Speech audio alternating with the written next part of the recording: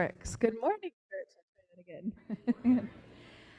I um, I want to first share with you some special artwork. Let me go grab.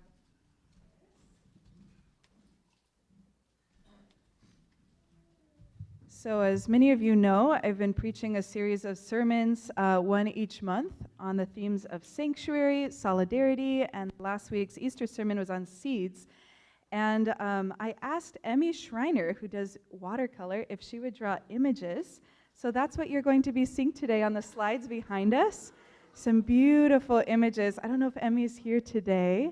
I don't see her right now, but if you do see her, please thank her for these beautiful images, and we'll have to get them framed for our church. But I scanned them, and you'll be seeing them behind me, the image of a mother hen covering her wing over her chicks for our sanctuary image, the image of a fist of solidarity holding a towel for our solidarity image, and of course for the sermon last week, which was on seeds, resurrection seeds, we have our sunflower seed here. So I'll put these on the altar if you want to admire them after the service.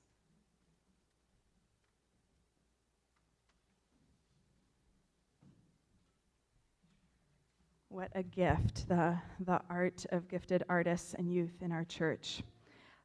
Over the last 3 months, as I've shared, we've been considering this question of what does it mean to be church together in apocalyptic times? And not just any church, but our church, but this church, PMC, what are we called to?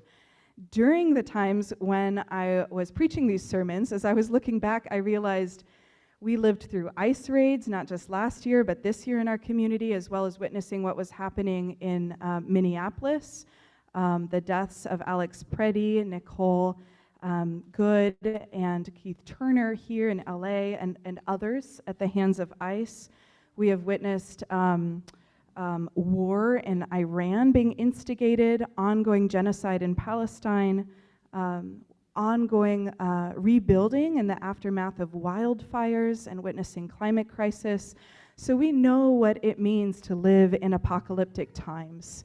Many of us have been feeling the grief of facing the crucifixions around us and not running away from pain, but turning with love, with God's love, who gives us the power to stand together in courage, taking times when we need to rest, but really as a community seeking to be peacemakers, seeking the stance of active nonviolence and not passive nonviolence. But of course, peacemaking takes shape in certain contexts, infused by the Spirit in different ways, and living in soil in the places where we're planted. And so I wanted to reflect on a few of the ways that I've been listening to the vision that as I've been in prayer and listening to how the Spirit is at work in this community, as I've been listening to others and their dreams and visions, seeking to kind of create some shape and some language around 3 areas of potentially ongoing shared ministry and work and vision as a church community. So the first one, which Trenton will be sharing our scripture reading in a moment, is on the theme of sanctuary.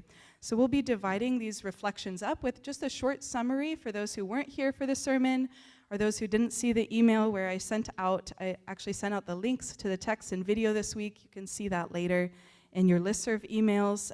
But for those who are new as well, or those who weren't here, I'll be doing just a short summary of each sermon punctuated by song in between, and then we'll have a time of reflection afterwards that Carl will facilitate and guide us in, because I'm really interested in this being a conversation and hearing some of your feedback and insights as well.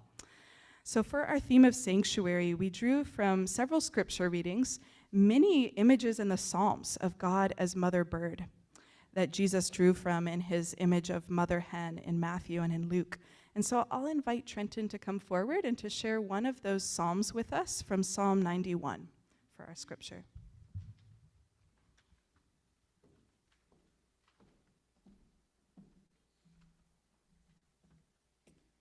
Psalm 91. The one who takes refuge in the shelter of the Most High will be safe in the shadow of the Almighty. The one will say to the Eternal, "My shelter, my mighty fortress, my God, I place all my trust in you."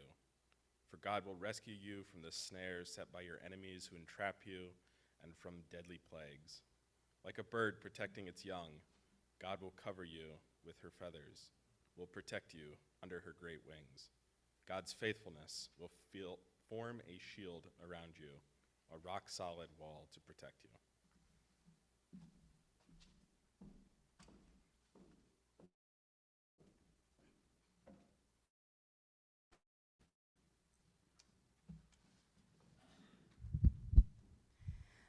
So further reflections from this theme of sanctuary, from this sermon in February. The recording is in progress now, so we can revisit this as well. Let's see. The sanctuary theme began with an invitation to imagine God as a bird. And I loved all the bird images that came from our congregation of hummingbird, penguin, big bird, all kinds of different birds that came out of our conversation together. But really inviting us to imagine ourselves as God spreads her wings as a refuge for the baby chicks, and as Jesus yearns to shelter people like a mother hen, so too might we imagine ourselves in God's image, spreading our wings in sanctuary for those who are vulnerable, for those whose safety is threatened in these times. Imagining ourselves inviting people into refuge in times of trouble. That may look like undocumented immigrants. That may look like trans siblings. That may look like people in need of housing. We can imagine different categories of folks who may need refuge and rest. We also invited you to consider church not only as the people, which we often emphasize, but also how can we consider this building as a sanctuary as well, or seeing a both and. I think there's a lot of opportunity with Mennonite Disaster Service coming and setting up their base of operations here. Apparently on rainy days like this, they're gonna need some side projects. And so they might be part of helping to provide some labor to beautify our church building and really create spaces of rest, of refuge, creating a church space where we can host gatherings, can host times of healing for folks in need of that rest. We might even imagine, this wasn't in my sermon, but I know I've been talking with many of you about the affordable housing. How might we as people in our community be offering affordable housing to one another? How might our church be imagining projects offering housing in times of need? We have so many gifts and people involved in that kind of work in this area, especially with the partnerships with Making Housing and Community happen. But we're, I think, going to continue to see the need for refuge and for sanctuary, for basic needs, keeping each other safe, fed, and sheltered, especially when our safety is stripped away. And we saw that happening with the ICE raids, and we did see our community mobilize in some really significant, beautiful ways with our neighbors during those times. I also just wanted to name the group in our congregation that has been organizing. I think they might be calling themselves like the preppers, but there's some there's some other prepping in maybe a nonviolent way, not storing up weapons, but preparing in cases of earthquake or natural disaster or like what we've experienced, rising authoritarianism. How are we organizing together to have food, water, shelter, safety, knowing how to cook for large groups of people, sharing gardening skills? I think all of that falls under this overarching category of sanctuary. We were also inspired by Frank's vision and some of the sermons he's preached that drew from the teachings of the Zapatistas, an indigenous movement in Chiapas, about building arcs of survival and really imagining our community as an arc for all of life in these times. I also drew from several different movements of sanctuary over the centuries when the church has practiced sanctuary, from the 1800s and the Underground Railroad to sheltering draft resistors, to the last 2 decades when we've seen a new sanctuary movement offering safe haven to those who aren't documented. And invited us to imagine as Anabaptists, how can we draw on the rich lineage and this gift of the Christian tradition that has offered sanctuary as a legal place of rest, even though we know right now that isn't being respected by ICE in the same ways, we can still lean into our faith tradition to practice the teachings of Jesus, to shelter migrants, refugees, and those in need in times of trouble. To that end, next week we're actually going to be offering another updated training with the Immigration Resource Center of San Gabriel Valley. They're coming back. Jean is on staff there, and their legal team, Jonathan Fung being the lead attorney, will be offering us an updated training on what does it mean to really practice sanctuary as a church community to migrants and with one another, so that we can know our rights as well as activists who could be targeted in the future in very real ways. And so I invite us to continue to lean into learning, to imagining, and to growing as a people and a place of sanctuary in the coming years, and invite your ideas and vision as well in this area. So I'll invite Sam forward for another song, and I'll try to keep these summaries brief, and then we'll be sharing the next area of solidarity.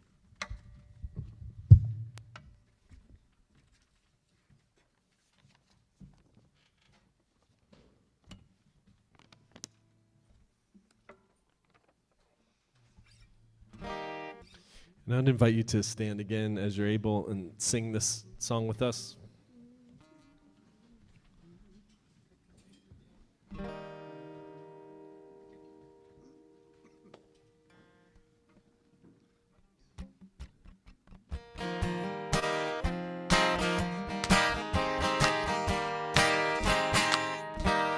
When the storms of life are raging, stand by me. Stand by me. When the storms of life are raging, stand by me. Stand by me. When the world is tossing me like a ship upon the sea, thou who rulest wind and water, stand by me. In the midst of tribulation, stand by me. Stand by me. In the midst of tribulation, stand by me. Stand by me. When the hosts of hell assail and my strength begins to fail, thou who never lost a battle, stand by me. In the midst of faults and failures, stand by me. Stand by me. In the midst of faults and failures, stand by me. Stand by me. When I've done the best I can and my friends misunderstand, thou who knowest all about me, stand by me. In the midst of persecution, stand by me. Stand by me. In the midst of persecution, stand by me. Stand by me.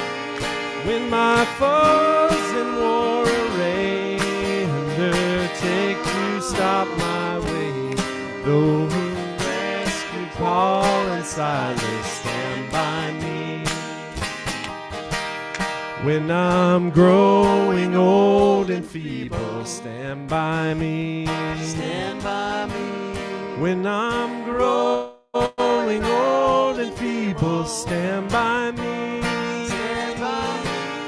When my life becomes a burden and I'm nearing chilly Jordan, O thou lily of the valley, stand by me. Stand by me.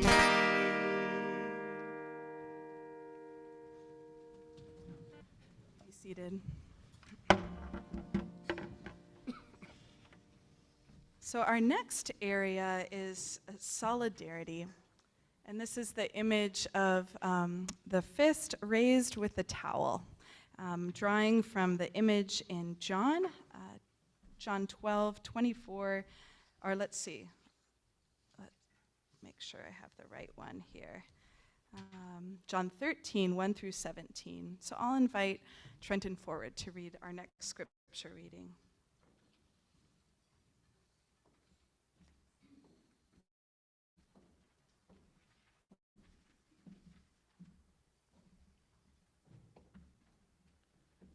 John 13. Before the Passover festival began, Jesus was keenly aware that his hour had come to depart from this world and return to God. From beginning to end, Jesus' days were marked by his love for his people. Jesus, knowing that he had come from God and was going away to God, stood up from dinner and removed his outer garments. He then wrapped himself in a towel, poured water in a basin, and began to wash the feet of the disciples, drying them with his towel. Do you understand what I've done to you? You call me teacher and Lord, and truly that is who I am. So if your Lord and teacher washes your feet, then you should wash one another's feet. I am your example. Keep doing what I do. I tell you the truth. A servant is not greater than the master. Those who are sent are not greater than the one who sends them. If you know these things, and if you put them into practice, you will find happiness. That last part of if you know these things and you put them into practice, I think is the key there. Jesus is calling us not to head knowledge, but to follow his example in discipleship. And we often hear these passages read, or at least I did, I think, growing up, as a call to service. And I think that is definitely there, of bending the knee, washing another's feet in the way of Jesus. But I caught this time that I read it, or when I preached on this, that there is actually kind of more of a circle happening here, where Jesus invites the disciples not just to wash another's feet, but also to have their feet washed too, to go and do the same. So I think the question here is, how can we as a community seek to emulate God's humbling love for us through seeking solidarity with our fellow humans, which is more of a mutual relationship. It's one where we're invited into a stance of power with and power for others, not just power, not power over and not power under others, but really a mutuality, a reciprocity. It's not just one directional, as sometimes service can be, in a us-them type relationship, but it's about giving and receiving love. And we also read the passage from Philippians 2 that spoke of God in Jesus shifting position.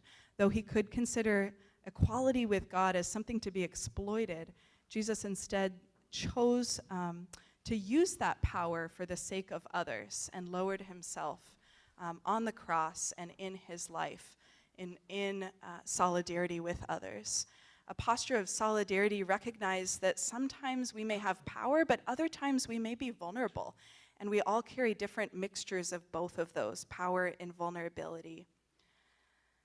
This is just such a powerful, intimate action, a vulnerable action that Jesus enters into in the washing of the feet. And we practiced that together the Sunday when I shared this sermon, and also on Maundy, Thursday, when we washed one another's feet.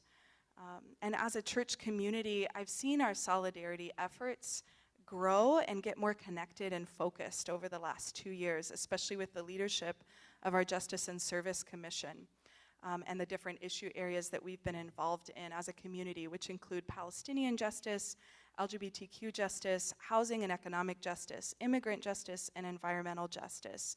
And we've sought to work through community organizing rather than individual actions, because organizing helps us to bring our power of solidarity together into a collective power as we build ecosystems of care and solidarity together. I shared a story in my sermon of a way that I was really touched by mutual aid and solidarity when our neighbors who Santiago, my spouse, and I had been accompanying when their apartment complex next door was raided by ICE. They had a distribution center set up outside the apartments. And if you remember, I shared about how when we were walking by with our baby Alma, they ran out and offered us diapers and said, we have so many diapers. We know you have a baby. Come get some diapers here. And so there wasn't this kind of separation wall between us and them. There was a sense of flow, a circle of love and mutuality that we were invited into, and that some of you participated in as we shared Thanksgiving boxes with those neighbors, many of whom were struggling with fear of going outside to even go shopping and go back to work in the same way last year. And so I think some of this call is to really root our relationships in this kind of self-giving love and mutuality. One of the questions I raised was, might we in the future grow into being a training hub as a church community, living into our invitation as Anabaptists practicing nonviolent resistance? We did a series of trainings in practical peacemaking last fall and this early winter, which were, I think, really a big hit and learning opportunity for us to expand and share with the community really faith-rooted teachings and nonviolent resistance. And one of the growth areas that I imagined was for us to be perhaps a training hub in the future for this kind of work together. I also invited us into the difficult work sometimes of accepting our vulnerability as the apocalyptic times and instances grow. True vulnerability and mutuality invites us to release the need to do everything. And sometimes we do have to step back and out of emergency mode in order to say no, to let our bodies and nervous systems rest. And so that, I think, is part of the vision that I offer of not always being in full-blown activation mode or urgency or crisis mode, but a kind of solidarity that has rhythms of rest, accepting our vulnerability, and allowing others to take the lead at different moments as well. So with that, I'll just say I imagine the sanctuary image of the bird being kind of one of ingathering, that there's a sense of coming under the wing, of finding protection, refuge, and others in. The solidarity one, I imagine a little bit more of outward energy, where we're seeking courageous actions, risk-taking, doing trainings, building our courage to stand with our neighbors, to stand together as an interconnected community where our needs, interests, and welfare, our liberation is seen as interconnected. So there's a little bit of a different posture here from the sanctuary to the streets, you could say, too. So I'll invite our music team forward for our next song before introducing our final theme of seeds.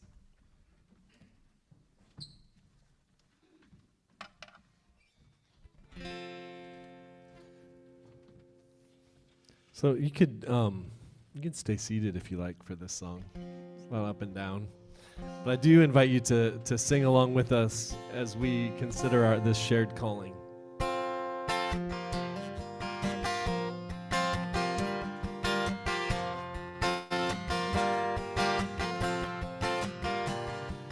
Jesus calls us here to meet him as through word and song and prayer we affirm God's promised presence where Christ's people live and care. Praise the God who keeps each promise. Praise the Son who calls us friends. Praise the Spirit who among us to our hopes and fears attend.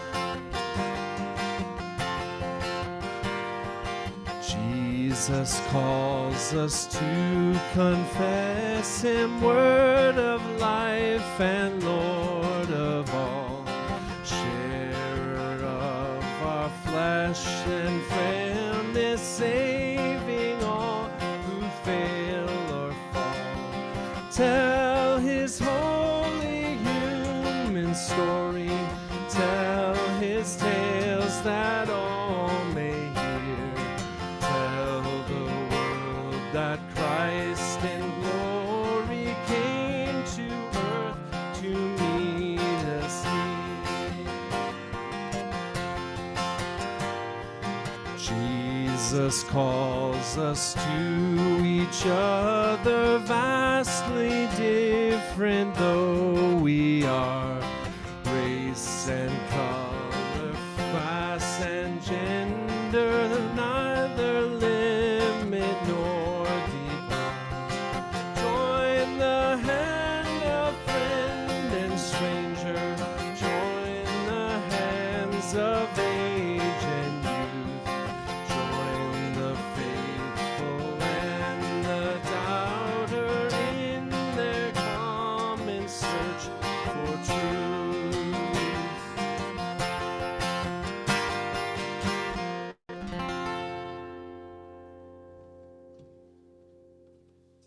Thank you, Sam. Thank you all. Our next theme is on the theme of seeds. You'll notice my alliteration here. I was going to call them resurrection seeds, but then I was like, that wouldn't start with S. So we could say seeds of resurrection, perhaps. Sanctuary, solidarity, and seeds. And our theme verses came from the lectionary from John 12:23 through 26. So I'll invite Trenton to share. As he does that, as he comes forward, during the last service on Easter Sunday, I passed out sunflower seeds. And so I just wanted to say there are still sunflower seeds available and envelopes. If you didn't have a chance to get them after the service today, you'll learn more about why, but I'll put the envelopes here at the foot of the cross, and you're welcome to take some seeds home.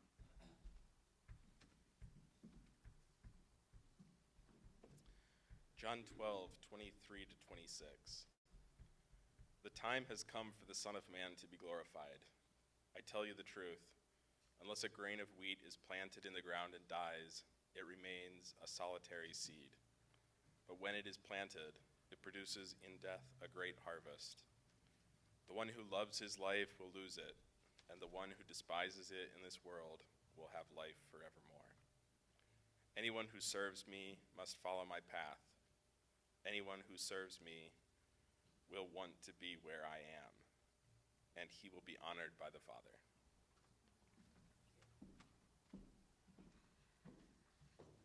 So in this sermon, our Easter sermon last week, we talked about the times we're living in and the ways that it is so easy to despair. We asked the question of what hope means in these times, imagining a life outside the ropes of brutality. And I invited all of you to think of Easter as an interruption, as a liberation of our imaginations, and as an opportunity to practice what theologian Cody Sanders calls feral hope, or wild hope. Easter hope is that wild, feral hope that goes all the way to the grave even.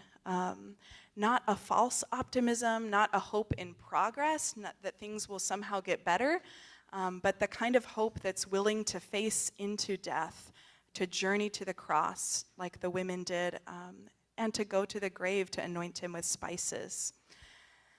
It's the kind of hope that is like a seed that is planted, buried in the ground, waiting for rebirth. And in the passage we heard from John 12, Jesus draws on this kind of peasant wisdom, agrarian wisdom, that's so simple and apparent. Unless a seed falls to the ground and dies, it doesn't grow or produce fruit. And Jesus understood his life to be like that seed, and there's this invitation to imagine our lives as well in that way of regenerative, fruitful seeds, that when we surrender our lives and offer them up for the sake of life, then there can be this possibility of a different future, of a regenerative future. And I think that's also an invitation to how we live our lives in ways that are healing. So I drew from the metaphor of the sunflower, and the practice that the sunflower does of phytoremediation, of binding up toxic metals, heavy metals, contaminants in the soil, especially in the context here in Altadena and Pasadena after the wildfires.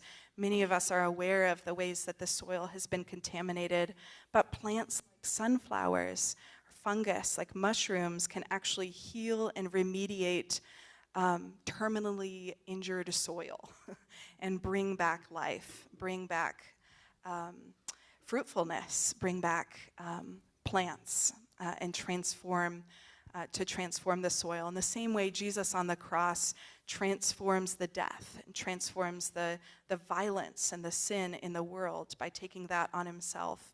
And so in the way of Jesus, I invited us to practice being seeds of resurrection and regeneration in these times.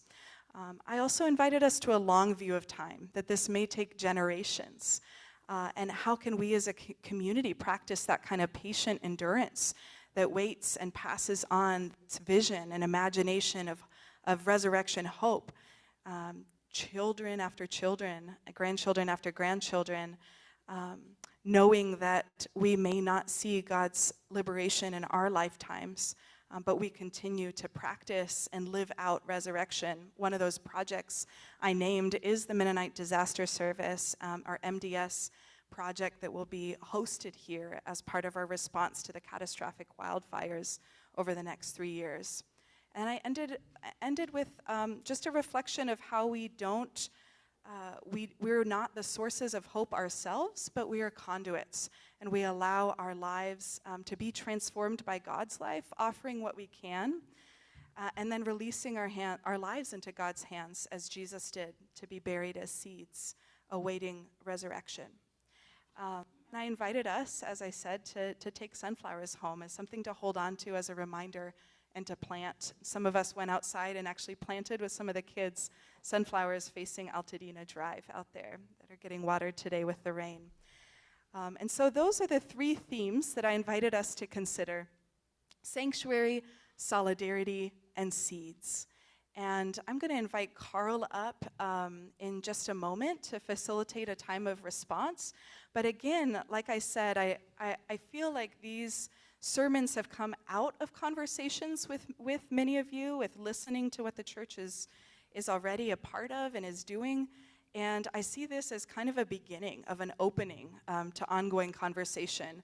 I'd love for our leadership team to engage with this and maybe do some writing of a vision statement together, perhaps, something that we can sink our teeth into, our boots into. I think perhaps we could also do a sermon series, and teaching committee or worship commission could work together, inviting other voices to imagine what a sanctuary, solidarity, and seeds mean and look like in these times. And this may just be a beginning. Maybe there are other themes for us to explore as well. So I really would welcome and relish your insights, your reflections, and your questions and thoughts on what I've shared so far. Carl, I'll invite you forward. And thank you, everyone. All right. I think before we share, I just wanted to have these images up and maybe take 30 seconds, look at them again, think about what's stirring in you,